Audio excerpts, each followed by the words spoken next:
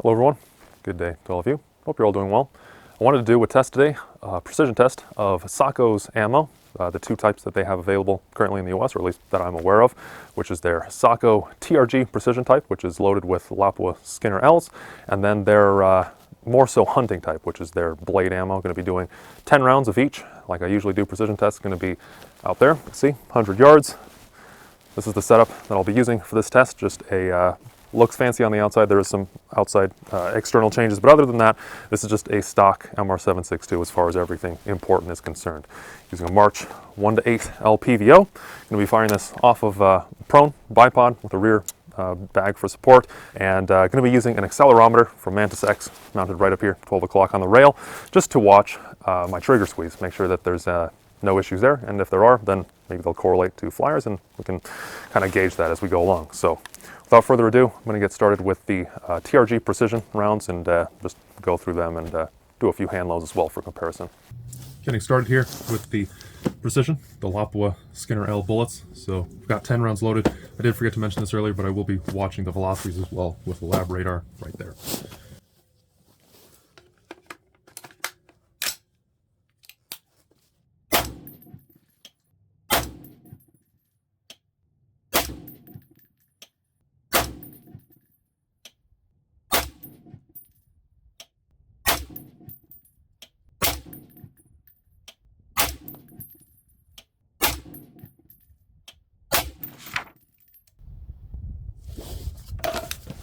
That's those 10. Gonna go down and see how those did. Switch out the target. Next up is the Sako blade hunting bullets. They're a pretty cool looking bullet, kind of similar to a Sierra tip Match King, but the tip has a sort of almost a split, 3 splits in it, which is just an interesting look. We'll see how these shoot, if they're accurate at all. I do like that these are lead free for hunting. It's always nice.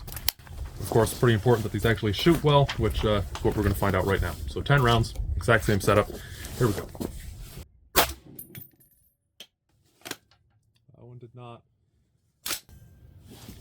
So these might be a little weak on the powder because that one failed to even feed. So we'll see what happens on the next one.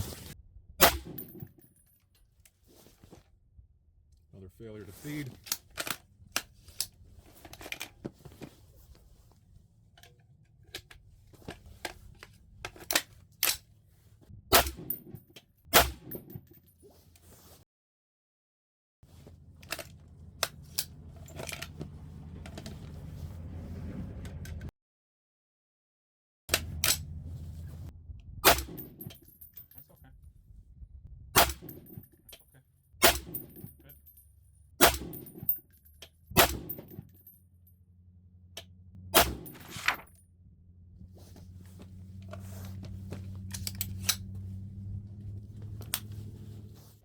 Last up, just as a point of comparison, is 10 rounds of hand-loaded 175 grain Sierra Match Kings.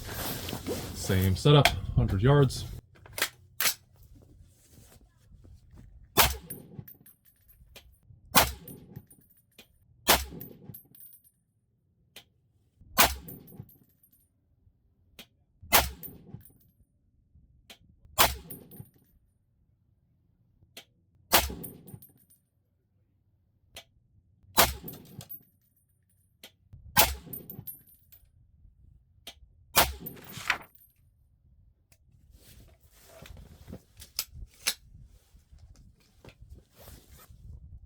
Let's do an analysis of how the ammo did. I have everything laid out here, combined in Excel. So I'm just going to be talking about this in the same order that I shot it, just to keep things logical.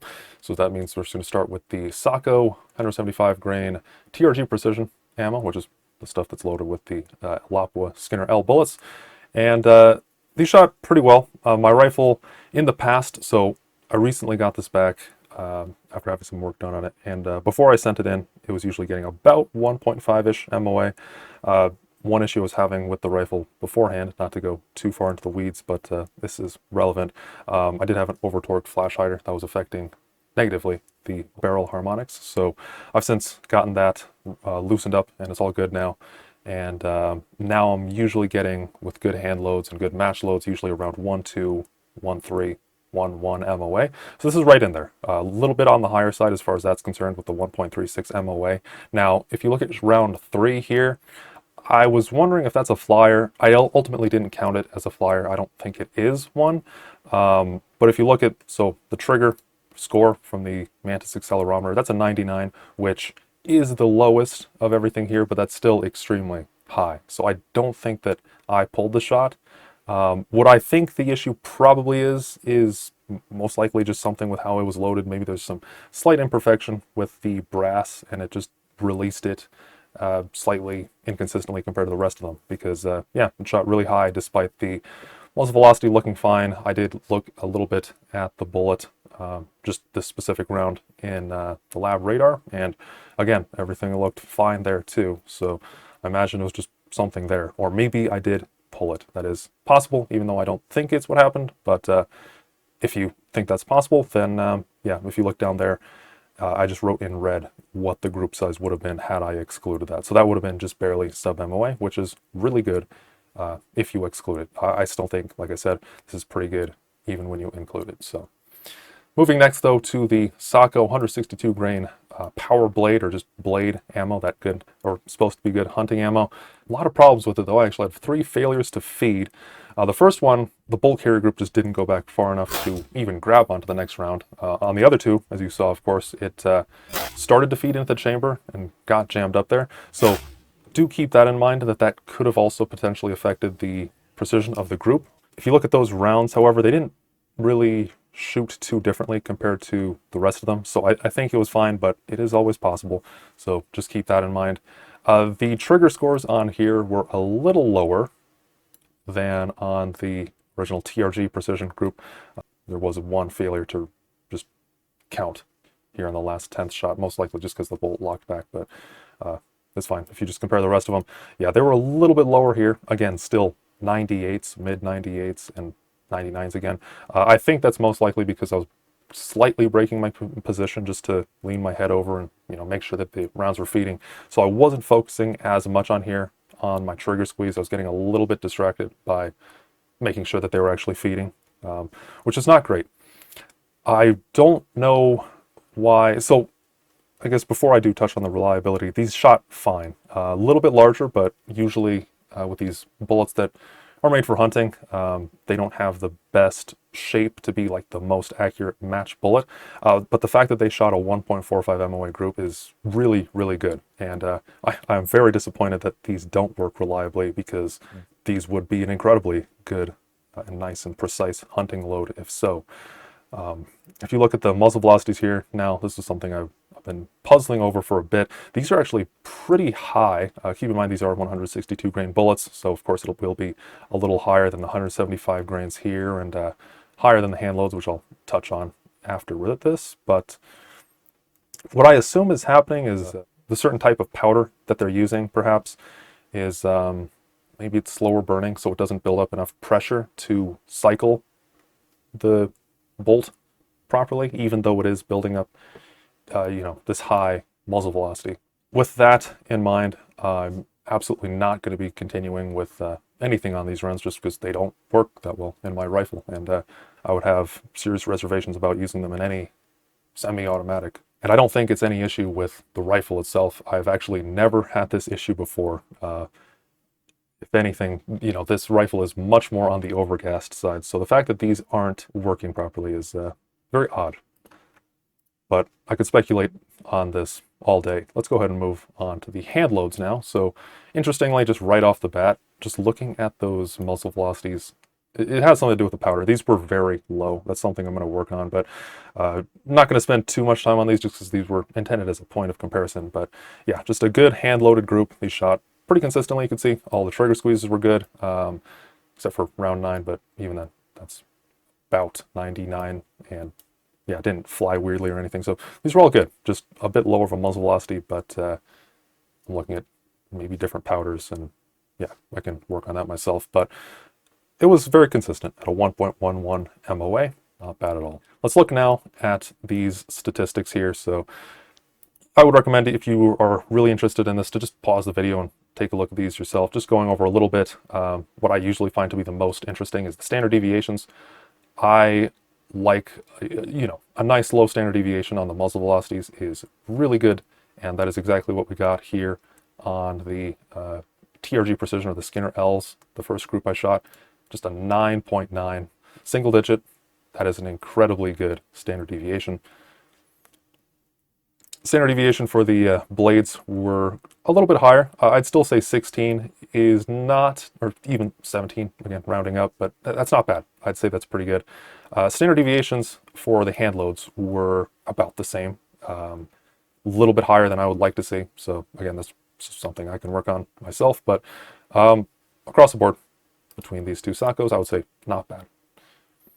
Now, because I had that, if you go way back, looking at round 3, that one that I said was a flyer on the TRG Precision rounds, I was trying to figure out why in the world that one shot so poorly. One thing, like I was saying, that I think it is the brass. So this video is somewhat of a collab with my father. If you want to check out, he's actually, I believe by the time I'm putting up this video, earlier in the week, he should have his video up by now, assuming I don't change the schedule or he doesn't change the schedule. But he usually does a lot more reloadings, and he actually measured all the spent brass just to see how consistent it is. Now, these are not actually in order, so I probably shouldn't have put this round number here. Unfortunately, I didn't think about this in advance, but had I would have liked to actually mark which one was which so I could correlate these back to the original shot groups. So these do not match up, so just got the 20 rounds that I fired, and then he fired 5 as well. And see the weights here, quite good. Neck thicknesses. Overall, these are pretty consistent. As you can see, here is the just the descriptive statistics of what's going on right there. If you're really interested in delving deep on the brass portion of this, I would recommend, like I said, check out my father's video on it. He goes much more in depth on this. But just to keep it brief, these are very good. They fall in pretty closely with a lot of other very high-end brass, and no real complaints there. It's still possible, like you can see some definitely did have some variance, especially in the weights. So, you know, it's always possible that round 3 did have just a bunch of stuff that happened, and that's kind of the only weird round, thankfully, out of all these. I can't complain too much with only one flyer to really hone in on. Everything else was good. I would say that these Sako TRG Precision rounds are really good, but their blade rounds, even though they didn't shoot that badly, I'd be extremely leery of them, given that they didn't cycle well at all in my rifle.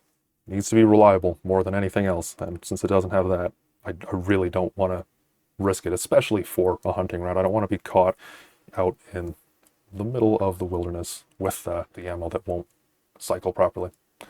Now, if you yourself are interested in these rounds and you just have a manual action, you know, like a bolt gun or a falling block, you know, single shot, whatever, it would work fine. I'd see no qualms about that. But if you have a semi-auto, really, I'm mostly into semi-autos myself. For me, yeah, gonna give a hard pass. So I hope that you all found this video informative. I just wanted to do this because, like I kind of touched on earlier, I did recently get this rifle back from having some work done on it. So I've been kind of just looking at a bunch of different 308 rounds and just trying to see what really shoots the best, especially now that I've fixed that over-torqued flash hider issue, and it definitely has been shooting better. So I'm going to be working on the hand loads myself, and I'll keep looking, seeing if there's any other interesting factory loads out there that I can find that maybe will shoot even better. Other than that, thank you all for watching. Take care, and I hope to see you all in the next one. See you then.